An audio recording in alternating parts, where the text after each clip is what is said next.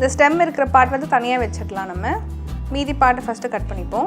எவ்வளோ முடியுமோ அவ்வளோ சிறுசாக கட் பண்ணிங்கன்னா நம்மளுக்கு பக்கோடா போடுறப்போ அந்த முறுப்புறுப்பு நல்லா வரும் உங்களுக்கு.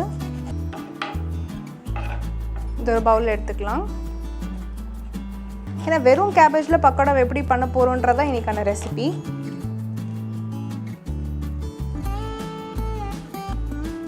கொஞ்சம் காரம் போட்டுக்கிறேன்னா உங்களுக்கு தேவையானது நீங்கள் போட்டுக்கலாம்.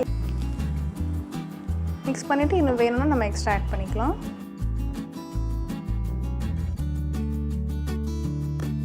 இன்னும் கொஞ்சம் தேவைப்படுது, இன்னும் 2 கரண்டி போட்டு நம்ம இப்போ எண்ணெய் போட்டு மிக்ஸ் பண்ணியிருக்கோம். இப்படி பிடிக்கிறோம் இல்லையா,